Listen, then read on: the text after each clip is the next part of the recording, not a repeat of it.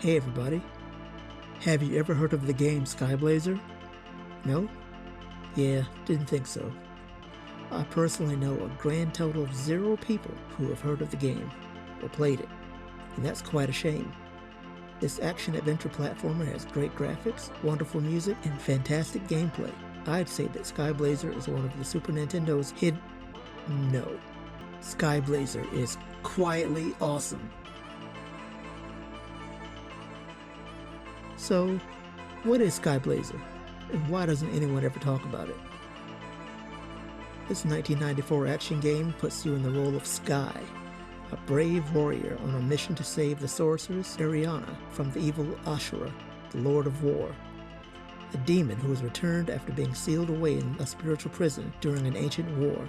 Being the Lord of War, Ashura loves death and destruction more than anything, so now he's back to continue where he left off, capturing and transforming the descendants of the mystics who imprisoned him ages ago into his own minions.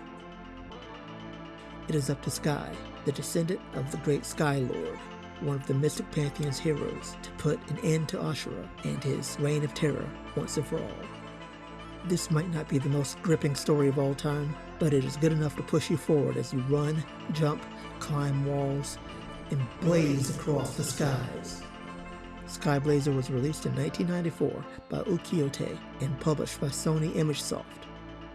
Ukiyo-tei was a small developer that only released a few games in their lifetime, including their first game, Hook, based on the 1991 movie, and Spawn, the video game, based on the popular Todd McFarlane comic. Skyblazer was their second game, developed using the same engine as Hook, something I had no idea of until a few years ago. I'll talk about this connection a bit later, as I found it fascinating. Anyway, with Ukiyo-tei being a small developer and Sony ImageSoft being known as a mediocre publisher, Skyblazer flew under the radar. I first found out about the game from my childhood favorite magazine, GamePro. They rated it pretty highly, saying that it could be the sleeper hit of the year.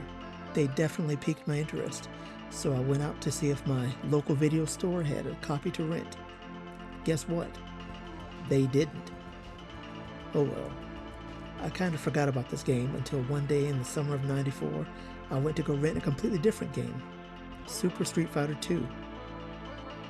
But then I found Skyblazer sitting on the shelf. As much as I loved and still love Street Fighter, I decided it could wait, because it was now time to blaze across the skies. I'll try not to say that anymore. When I got home, I knew I was in for some awesomeness. I grabbed a bottle of Fruitopia and popped the card into the SNES. Do you remember Fruitopia? It was my favorite drink at the time, back when it was in the glass bottles and they had those fun kaleidoscope commercials with the Kate Bush music. Fruitopia fell off once they started putting it in the plastic bottles. Sorry, I digress, but I really did buy Fruitopia before getting ready to play Skyblazer. I have a good memory. So I popped the card into the SNES, and I was not disappointed. I was blown away by the presentation of the game. The bright, colorful, detailed graphics were a feast for my eyes, reminding me of my own drawing style, as well as sort of evoking Mega Man X. And you know how I feel about that. As you command your shonen hero, you travel a fantasy land inhabited by wizards with metal claws, fleshy orange masses that spawn eyeball creatures, cloaked hags who transform into spiders, all the types of enemies you expect to fight in a game like this, and you do it with your bare hands. Sky attacks with his punch and a kick, and they're pretty powerful. They take out most enemies in a couple of hits. His jumping kick does the most damage, so it is best to take advantage of that when you can. You also start out with the Dragon Slash, a projectile that does decent damage and will save you in a pinch. As you progress through the game and defeat the bosses, you will gain special powers such as Heal Power, Time Stop, and Warrior Force, which basically turns you into a Super Saiyan. The one power that I think is most vital is the Comet Flash, which lets you blaze across the skies. I had to, it was necessary at that point. The Comet works as a powerful attack as well as a helpful means of traversal, as it makes you invincible and helps you dash across pits and past enemies. The other abilities you learn are helpful, sure, but I feel like the Comet Flash is really the only necessary one, and you'll use it throughout the game as opposed to the others you kind of only need in certain situations. Or not at all. Either way, you never feel weak or ill-equipped when in battle, and your abilities do go a long way in making you feel like a warrior. Sky's movement is fast, and his jumps feel nice, kinda like he's gliding. He can climb walls, which you grab onto just by touching them, and you can move up and down with ease. The controls are very responsive, but Sky does kind of slide across the ground when he stops moving. He could have used a bit more friction, but this is pretty minor. One of the things that really made me love Skyblazer is the music. As you may have noticed, the game has a visual theme that evokes Indian folklore, and that theme also carries over into the music. Sitars and tabla drums are prevalent in the soundtrack, and it also mixes it up with vaguely hip-hop sounding beats and orchestral flourishes.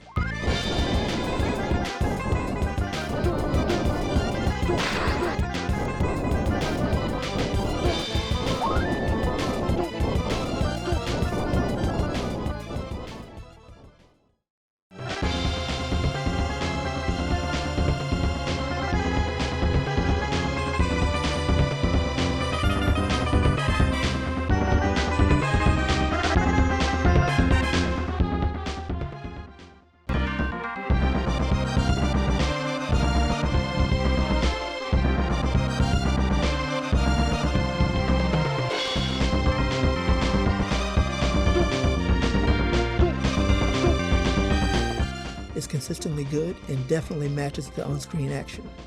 You'll be bobbing your head for most of the game, and since the stages are pretty short, none of the tracks overstay their welcome.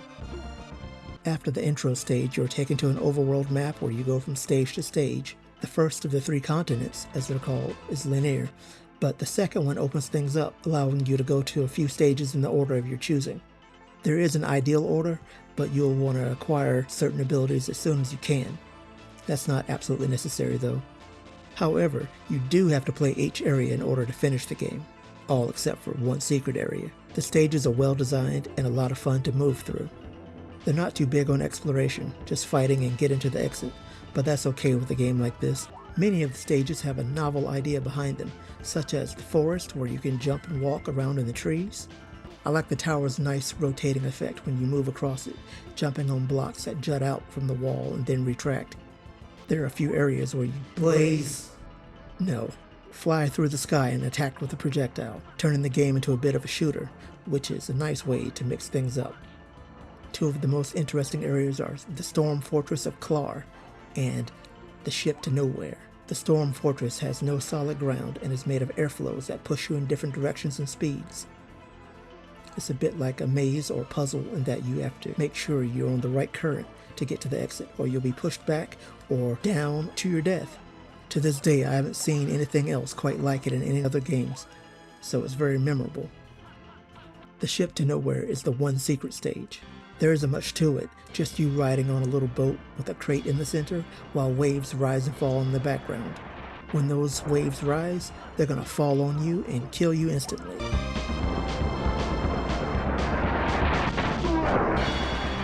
In order to survive, you have to quickly grab onto the side of the crate until the waves pass. You might think you can just hang out on the wall for the entire stage, but you can't because each wave will bring down some new enemies that you need to fight off until the next wave comes. Like most of the other stages, it's short, but it is a novel idea that I quite enjoy. I'd be remiss if I didn't mention the bosses, which are all very creative. One's a mollusk-type creature who grows in size each time you hit it, eventually taking up the entire room. Another is a monstrous face on an icy wall that rotates periodically, forcing you to jump and duck through holes to avoid being crushed. There's also a fox god boss who splits into 3 and attacks with little tornadoes. All the bosses are well designed and very interesting, and they can be pretty challenging. Most bosses have a puzzle-like solution and won't allow you to just constantly attack them until they die. There's always a pattern or a gimmick that you have to figure out in order to win, which basically makes the boss impossible to beat unless you know exactly what to do. Yeah, once you figure it out, they're easy, but otherwise you'll die over and over again until you do. There's one boss I absolutely hate fighting because you have to come prepared with the right ability and attack at just the right time or you're screwed. These little fish pod things are placed in 4 corners. They spawn little fish who grow when you hit them, or after a few seconds if you don't. These piranha monsters will gang up on you, and when they do, you might as well just die and restart the fight because you won't be given a chance to attack. This wouldn't be much of a problem if you weren't in the water, but you are, so your mobility is decreased, making it hard to escape from danger. What you need to do in this boss fight is come prepared with the lightning strike and full special energy. Quickly make it to the center of the screen, and when the pods open up, strike with the lightning. It will hit all 4 at once, making the pods close. Once they reopen, do it again. Repeat this pattern a few times and it's over, but if you attack at the wrong time or run out of energy, well, you're dead. You can keep fighting the fish and swimming around until they drop enough magic refills, but that's a hassle. Give up and try again. The worst boss to cap off the worst stage. You may have noticed how many times I've mentioned death, and that's because it's very easy to die in Skyblazer. It's not that it's a hard game. It's really not. I got to the end in an afternoon on my first playthrough. It's that there's a lot of trial and error and a lot of instant death. Much like the bosses, each stage has a gimmick that you have to learn the solution to in order to complete it. Yeah, I know most games do, but you know, while you might not have a difficult time figuring it out, a lot of time can be spent trying one thing and then immediately dying, then trying something else. Thankfully, just as it is easy to die, it's also easy to gain extra lives. Collecting 100 gems will give you an extra life, and these gems are everywhere. They're dropped by enemies and they're just floating around in the stages. Plus, there are 1-up items that are pretty common, as well as flying stages where all you do is collect gems, so you'll be hard-pressed to see the game over screen. I don't even know if there is one, honestly. I don't see this abundance of life as a negative thing because it just allows you to keep playing without interruption and no real penalty. It's good to play a game that doesn't frustrate you or make you want to throw the controller across the room. Here are some interesting facts about Skyblazer. As I mentioned earlier, Skyblazer was built using the same engine as Ukiyo-Tei's first game, Hook. In that game, you play as Peter Pan, and you run, jump, and fly, much like in Skyblazer. The graphical style is almost identical, and so are the sound effects. Peter jumps and falls just like Sky. His attack is similar to Sky's punch, and his swim animation is just like his. I was totally unaware of Hook as a kid. I knew it existed, but I'd never paid any attention to it, and never even bothered to look at screenshots because I was not interested in the source material. Later in life, I found out about Hook's similarity to one of my all-time favorite games, so I had to track down a copy. I haven't played it a whole lot, but it's fine. One day I'll play it. It's much slower paced, and it's different from Skyblazer, but I can see it being a fun game in its own right. Ukiyo-Tei's third game was Todd McFarlane's Spawn, and it was also built using the same engine as Hook and Skyblazer.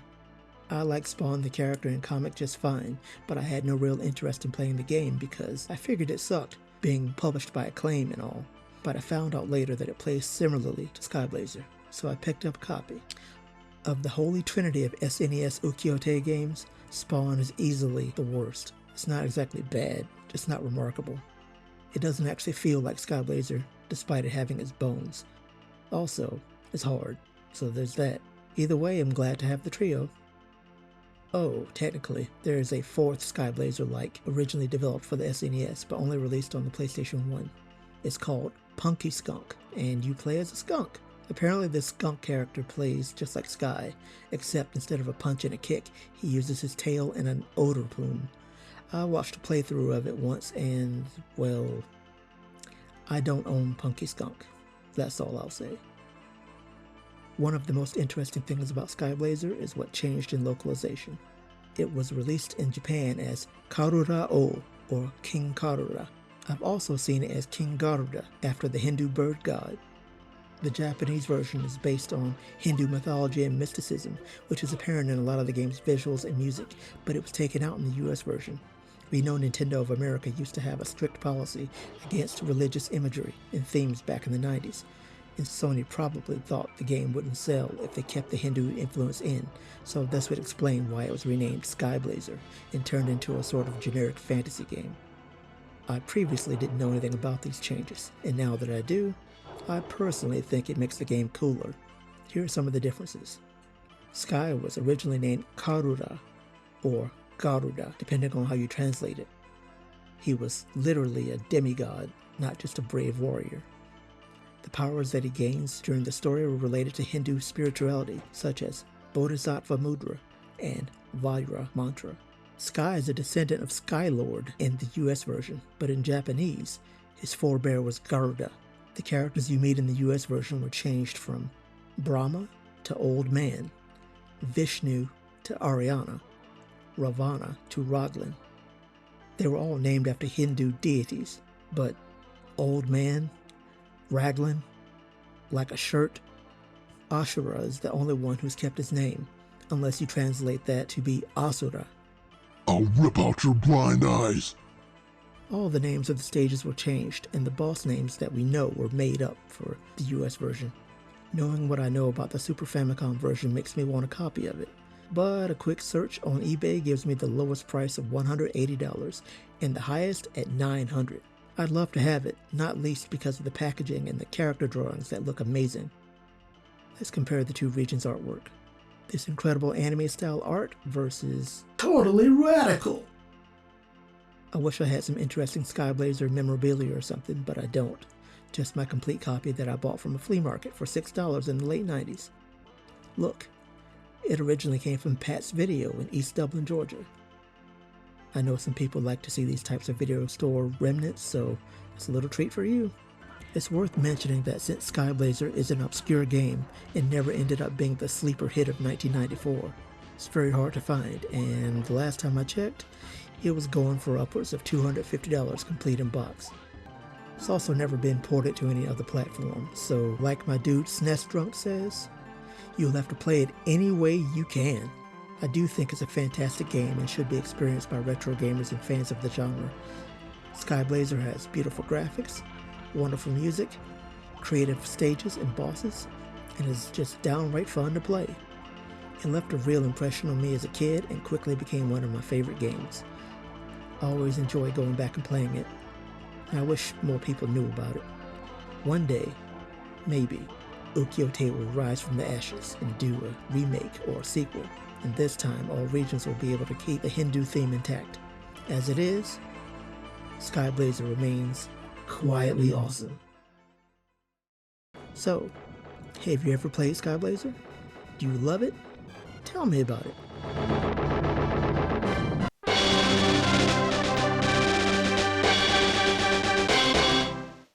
By the way, Ninja James Roberts, Volumes 1 and 2 are available now, with Volume 3 to come.